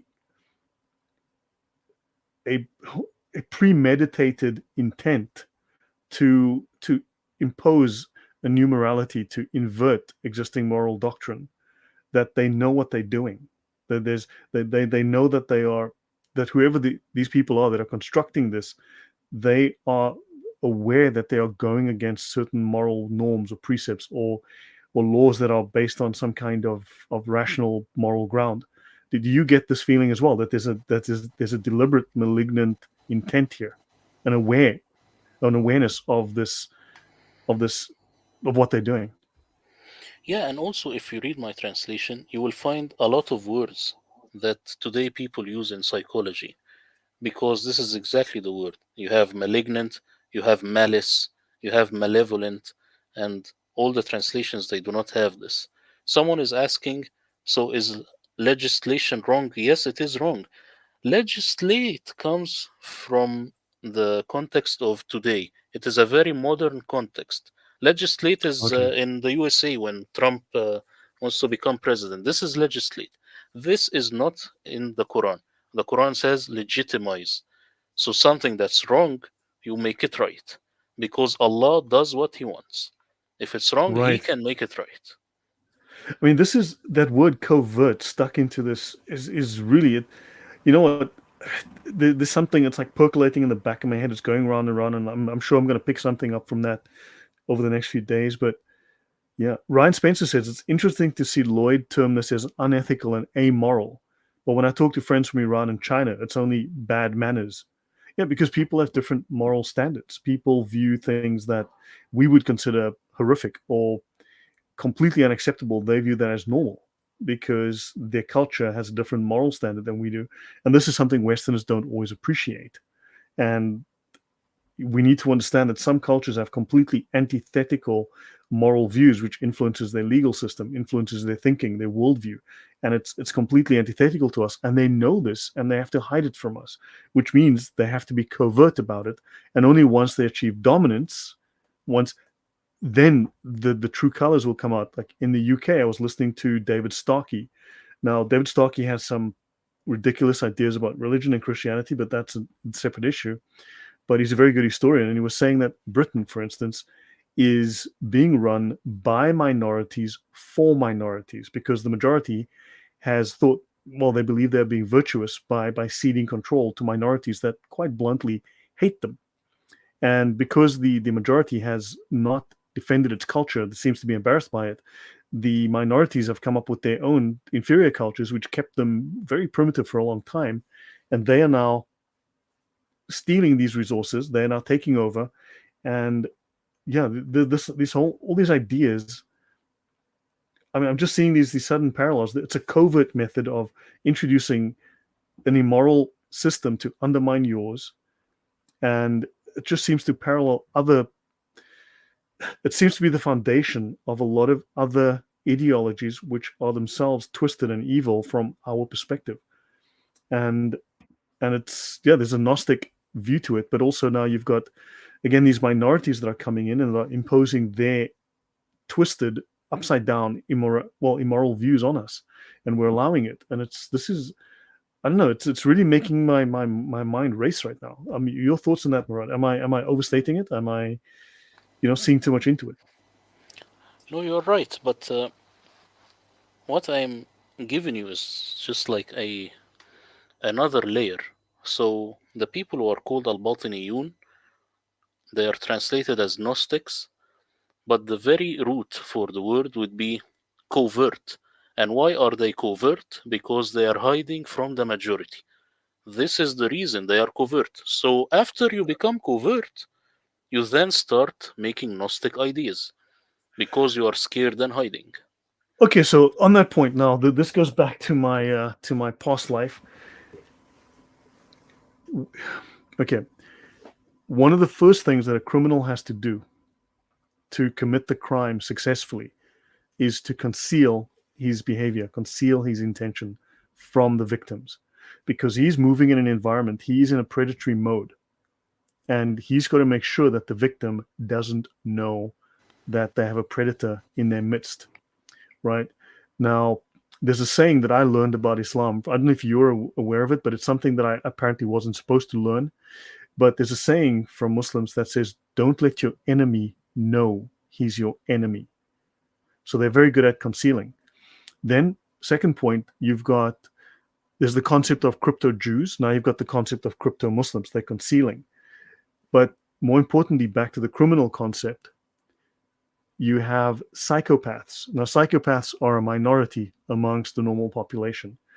And psychopaths realize that they have a completely different set of morals. In fact, in many cases, they lack the standard morality that we grew up with. They completely lack empathy, they lack sympathy, they lack compassion, and they lack the morality that we consider normal, which constrains us in behavior and constrains our laws. But a psychopath has to hide because psychopaths are terrified. They have to go covert because they realize if people realize that they are, from our perspective, we would see them as moral monsters. Therefore, they have to hide and they are afraid. So they have to hide. They have to learn our behaviors. They have to conceal that by camouflage, very good camouflage. And then they've got to gain power because they only can be safe by having power, and they need to find soft targets they can manipulate, right? So this is psychopathic. And yeah, I mean, maybe not. So yeah, well, what do you think of what I'm saying here? Does that make any sense to you? Because this is what I'm inferring what the implications are here, and I'm sensing something that is a mindset that is predatory, criminal, and psychopathic. Well, what you are saying is right. The only difference is a psychopath, most likely he is born, but an Yeah, Islamic terrorist, uh, he's made. you make him evolve into that So with these concepts. psychopaths will impose their idea. Now people are going to come. So I'm going to use a word which many professionals are going to dispute, but it makes the point. So you can, if someone can fall under the spell of the psychopath, he will start to suppress his own human instincts, his own human morals, his human emotions, and he will adopt these views. Like in Islam, you've got the nafs, right? In jihad, you have to suppress your nafs, which is your inner revulsion at doing evil things or violent things. So there's a parallel there within Islam already, within jihad, but also you become a socialized psychopath. And when I say that, what I mean is, and don't throw a textbook at me and explain, well, actually, Maureen, in other words, you're not born a psychopath, because psychopaths, some in modern medicine, some people consider that psychopaths are a different species of human because they lack certain structures in the brain. They're physically different. There's a lack there, a physical structure that's not present. So this regulator, this inhibitory mechanism is not there. But others can, they want to be like the psychopath. They want to free themselves of moral restraints and boundaries that affect the rest of us, and so they become socialized. They learn how to be a psychopath. Hopefully that is clear. Does that make sense, Murad? Yeah, and I want to add something. The Quran, as I told you, the author is very sad. He is sad because the people are not psychopath. He is sad. There is one verse in the Quran which says something along the lines of, if we were to write jihad over our people, very little of them will go to fight and die. Something like this. Well, duh, because they're human beings. Why are you Mm-hmm. very angry? He is angry because they lack this psychopathy trait. That's why the Quranic author is trying to train Oh. you so that you be covert at least. Now you cannot So be they are fully psychopath. OCD. They are what's OCD? They are bipolar. These are emotionally disturbed people. The Quranic author is training the people to be covert at least. If you cannot be Wow. overtly evil, then at least be covert. Even if you look at, I look a lot at The narcissistic personality disorder. There are a lot of videos on YouTube. If you the look greatest at it, level yeah, of loyalty is to act with your hand, to do jihad. And the next level, the lowest level, the lower level is to use your mouth, and the lowest level is to believe in your heart. That is doing it covertly. That's exactly, psychopathic. exactly. Wow. That's Wow, why that's in the Sharia. let's say in the UK tomorrow, uh, an Islamic president came to power. You will find that your friend who was your friend next door, all of a sudden, he will be another person. He will now show his true colors. All this time, he was covert because he had to do it this way. And this is in the Quran, this is in the Quranic author's mind. Also, when you look at a covert versus overt narcissist, you will find that the overt, the one who is open about it, is actually kinder because he just lets it out. Your friend who cusses a lot is kinder than your friend who is always smiling and just acting very, very politely, because this is most likely a covert, more dangerous type. So the Quranic author is telling you, when you go and try to recapture Jerusalem, that's what I think, either be overt and fight and kill the infidels, or try at least to be covert about it. CMB says a learned psychopath is a sociopath. Um, yeah, although I mean I've seen different definitions in terms of sociopath and antisocial personality disorder, but I mean that may be the word, that may be the case. But I was trying to make a point, and this is something from other texts I've got. I don't have the books here, but I was very, very interested in psychopathy at one point because of the work that I was doing. I was working with, shall we say, against very dangerous people, and I wanted to understand. So I was doing a lot of reading on psychopathy, especially Robert Hare's books. And yeah, so that this is Murad. I mean, what you're saying here, it's making my little spider sense tingle. Understand the implications here. I just see parallels. I just see it's like Danger, Will Robinson, or Spider Man having his little spider sense tingle. I'm just seeing parallels with very broken people, with people who are willing to do violence. People are willing to manipulate, and I see moral inversions. I see associations with ideologies that we know to be genuinely evil, and groups that have adopted these have been disruptive and destructive in history. So, what you're saying here really disturbs me. I mean, I hope I'm not overstating it, but I am. This is really this changes things completely. You know, when 9/11 happened, of course, there are a lot of opinions as to who did what. But Hmm. what is for sure is that there is this guy who is one of the cute Muslims, quote unquote, called Judy Jasser, and Yeah, yeah. he tried to make a rally after 9/11, right after it, saying Islam is peace and we stand with the victims. You know what happened? No one showed up, zero. And he himself, he was kind of shocked. There is this psychopathy element, but of course, I never talk about it bluntly because I don't want people to say I am talking about all Muslims. Well, I'm just talking in general. I'm just saying this is generally the case. And some people, of course, they choose their conscience over. Yeah, where were the Muslims that came out in defense of the people that were killed on October 7th, the civilians that were murdered and slaughtered? I mean, Never. there was no Muslim rally for that. Where the Muslim rallies in defense of the Muslims being killed by Muslims? I mean, the 750,000 people apparently killed in Yemen, or the 500,000 plus in Syria. Where are those rallies? Actually, in Sudan, there is a bloodbath going on, but you will never hear anything about it. You only hear about Gaza, and that's, of course, Yeah, because of the whole Palestinian cause. And in the end, it just ties to Muhammad flying there. no So, Jews, no news. exactly. That's the idea. Wow. So, Saint Murad, this is for me. This is groundbreaking. What you're describing here is a completely new way to understand this problem, to conceptualize it, and it has such implications. At least to my mind, the implications here are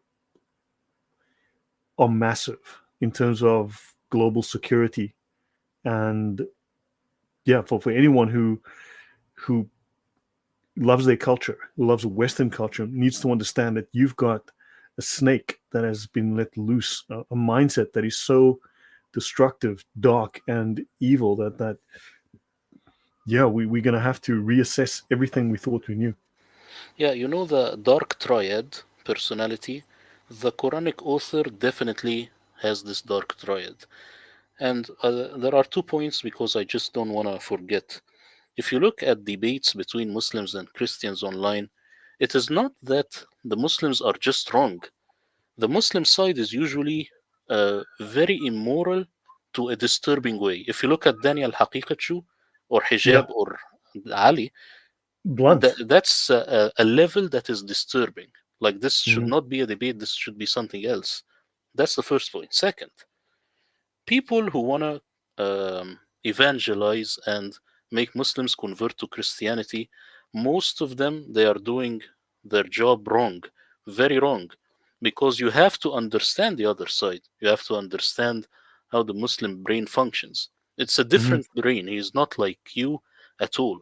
So just telling him Jesus is love, telling the Muslim that Jesus is love, this is like you're shooting yourself in the foot.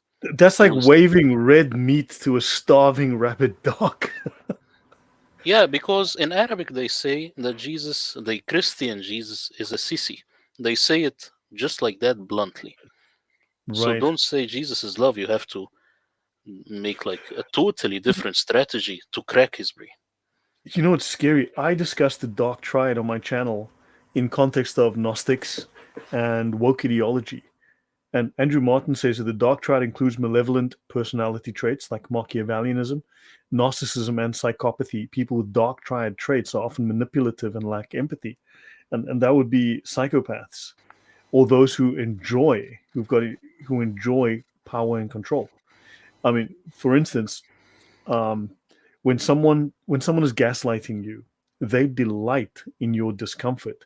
They see you distressed and confused and lost and hurt, and they enjoy that because they can exert. This is what they believe power is: the ability to manipulate and hurt people and confuse them. This gives them control. And from a from a from an emotional disorder point of view, if someone cannot control their own emotions, they have to control yours. And you've said that Muhammad actually is someone who cannot control his emotions. This is someone who's got a personality disorder where they've got extremes of emotion, and therefore, if they cannot control their emotions, they need to control those around them. They need to impose themselves. And yeah, and confusion and disorder is a way of also creating compliance because there's no structure. So you just you're waiting to be told by your superiors what to do. I mean, this is very twisted. If you look at the Quran, um, let's say we have a criminal, then what we do in some countries, you execute them by hanging. How long does it take? Maybe just 2 minutes. Why? Because I don't want to torment him. I just want to execute him. But in the Quran, you will find in a lot of contexts the word torment, and it says, Hmm. قاتلوهم, like combat them, so that Allah will torment them by your hands. Now, why should I torment them? Why shouldn't I just kill them? This is the That sounds psychopathic no. That part. sounds like the cat playing with the mouse. Torment them by your hands. That's like the cat toying with the mouse. Yeah, so this is dark triad. Why shouldn't, if they are bad people, why don't I just execute them, assuming that this is good? Why should I enjoy tormenting them? The Quran is instructing you to enjoy this. That is disturbing. But that's the sense of the twisted sense of power by making people feel distress. You feel power because you can do this to people. You have this level of influence over them. The Quran also is clear when it says, do not have peace with them if they have the upper hand, meaning be psychopathic, be covert, be narcissistic, and hide till you get the upper hand. All of a sudden, you switch 180 degrees and show your true colors.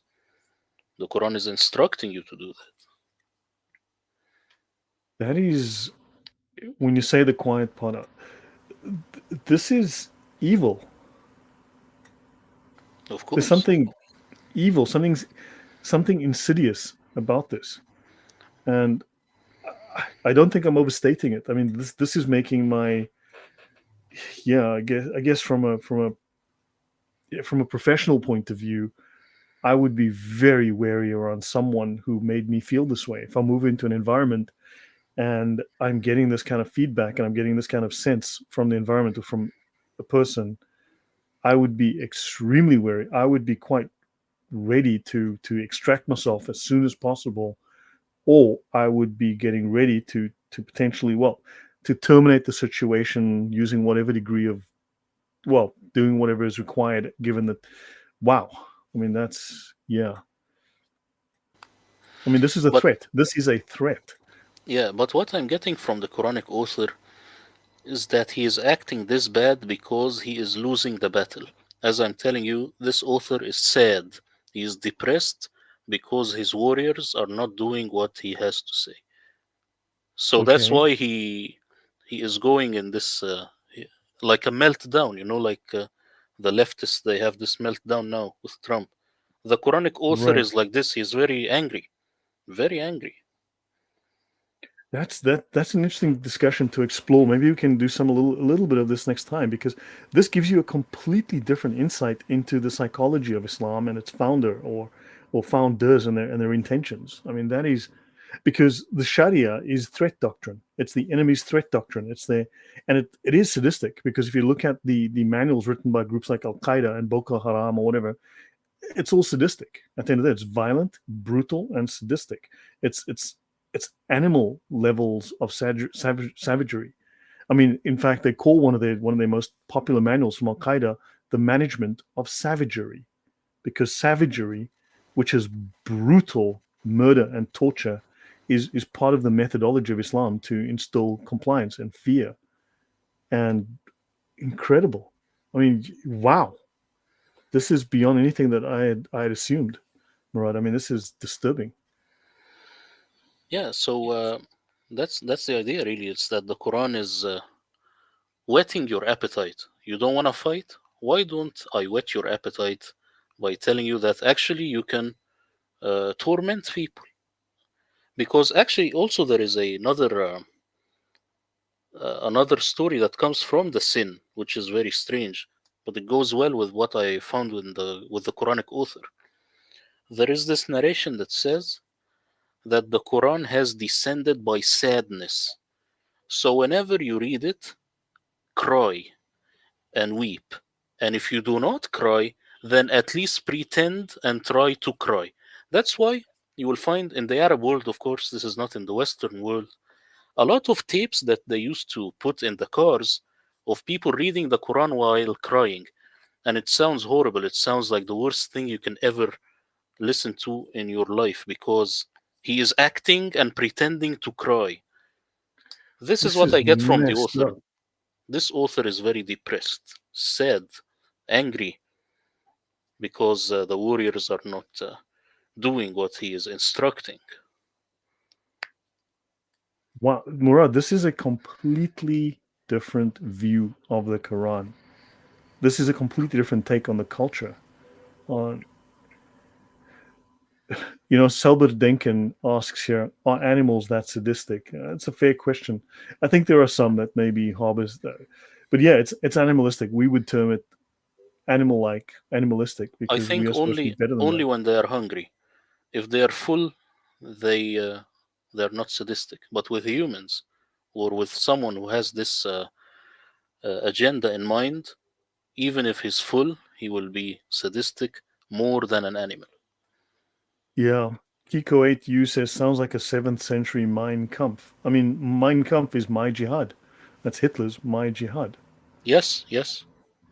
It is an instruction book, instruction manual, and it tells you exactly. Like when you go fi sabilillah, they say in the cause of Allah. No, this is literally the way, literal way that you walk on. So when you walk this way, and then you see the infidels, you either be kind or you be covert or you start fighting them. So is, Yeah. go on, sir. So this is the way, and I think it's the way to Jerusalem. So when you are on this crusade to Jerusalem, you either act this way or that way. That's why I say whenever you find them, kill them, because where am I gonna find them? I'm gonna find them in this way as I go to Jerusalem. This is within the context outside of the sin. Wow. Murad, seriously, you have blown my mind tonight, and I think the audience as well. Jordan says, this stream has clarified so many thoughts I've had about Islam. Well, the audience, I mean, hopefully you've gained a lot from the stream, and hopefully you've learned a lot from the channel. And yeah, please, again, do like, do share, do subscribe. Um, you can, Murad, please tell us where everyone, just before we forget, where can everyone find your material? Where can they buy your book? How can they support you? Well, the website, I think people, they will put it in the chat. It's buymeacoffee.com/Saint Murad. They could I'll go and bring get that up my again. Quran. They can go and get my Quran translation. There are two versions. They can get whichever they like. And they should get this translation because it's different in every single word. And I think you read it. So you can tell the people how different it is from any other translation. Yeah, so the link is scrolling on the bottom. It was scrolling through most of the episode. The last few minutes, I just had my scroll. But see the scrolling here? It says buymeacoffee.com/Saint Murad. So you can see that. So please go there. You'll be able to download his book. As you said, he's got two versions. You've got the English only, and you've got the English and Arabic, right? Yeah, exactly. Yeah, I mean this is incredible. I will tell you though that as you mentioned for the audience, when I read the Quran and I make comparisons, sometimes I just don't understand the Saint Murad version because the language is incoherent. It's fractured. And now with everything that you've been saying, Murad, you kind of explain why it's a fractured mind that is either producing this, or a fractured mind has taken other materials and understood it in a fractured way and assembled it in a fractured way. And because whether it's taken older materials or whether it's creating new materials, these are this is extremely broken and fractured because the mind behind it is there are gaps in it. There are issues in it. There's things it doesn't understand. There are things it has removed. It explains why Allah is like nothing that's orderly and coherent and symmetrical and human or relatable to a human, because the mind that is seeing this is seeing jumble. I mean, it's a disturbed mind. It's a deeply disturbed mind that has created this. Whether the sources were originally, say, Christian, and they've interpolated some other things or invented some other things, either way, it's a broken mind and a fractured, jumbled perception that has assembled this. I mean, does that make sense, or am I exaggerating here? Do you think? Yeah, and also, let me tell you that whenever the Quran mentions a biblical story, the way the author talks is in the same way. It's like if I tell you, let's go out to grab some coffee, and you will tell me, no, first I want to know the story of Joseph. I'll tell you, Joseph, he was in Egypt. Quickly, quickly, quick. Now let's go out. So the author is very concerned with the final goal, and that is jihad. That is to go out and fight the people and go to Jerusalem. So yeah, Joseph, and Jesus and Moses. Come on, quickly, quickly. Now let's go to fight the war. That's why the author is speaking in this way. And actually, there is this word. I will give you this last one because it's a golden nugget. The word munafiq, it's translated as hypocrite, but munafiq, it has anfaqa in it. So anfaqa, it means spending money. So if someone is a munafiq, it means he is a hypocrite in the sense of spending money. The Quran is very angry at the people who say, we are gonna fund this jihad with our money and resources, and then they say, and then they run off. So a munafiq is someone who is a hypocrite in the sense of spending money. They want you to go out and, you know, do the deed for Allah, and you need to unalive yourself or unalive other people. Yeah, the Quran is very angry with these munafiqeen because they don't want to spend their money funding this cause to go and capture Jerusalem. That's what I have gleaned from just reading the text on its own without the sin whatsoever. I do not see Abu Bakr or the companions or Aisha. I do not see these people. I just see warriors who were supposed to go out in the way, literal way of Allah, and they were supposed to fund this, uh, let's say, crusade. It's not a crusade, but fund this mission. Mm-hmm.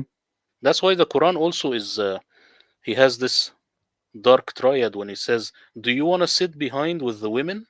Meaning, do you want to be a sissy? This is the way the Quran is Is saying. that the context? Yeah, Okay.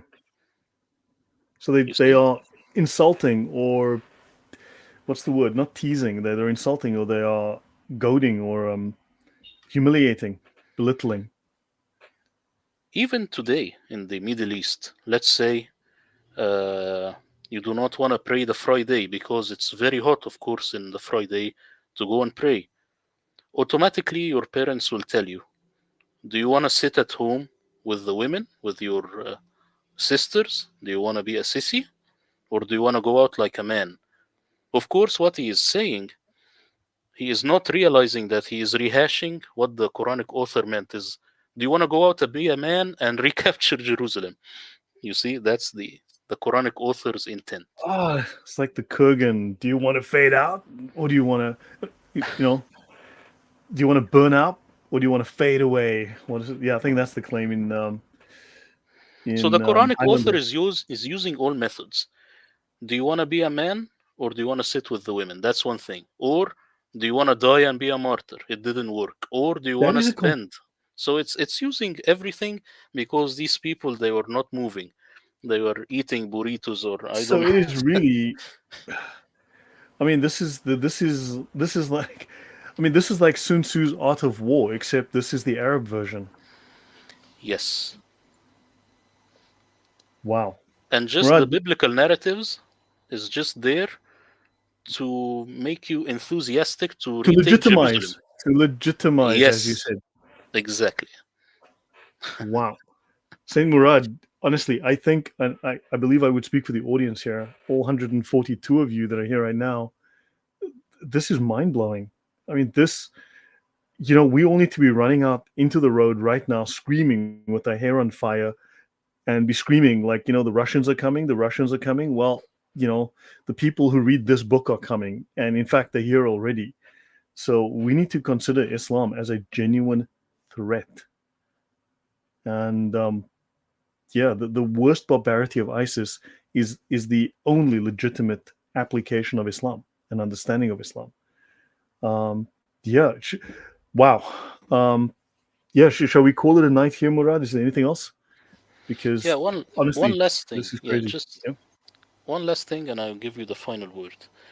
The word sin is not in the Quran. This word is very biblical. It has to do with the fall with Adam and Eve. Yeah. But the word dhanb is a guilty deed that you do again within this court setting. It's when you say, yes, yes, Your Honor, I am guilty. This is not I am sinful. But because they It's have the legalistic. Bible in their mind, they say sin. The Quran doesn't know the word sin. Yeah, it's trying to associate, to legitimize itself through association by using words and ideas that are familiar to us, but are not true.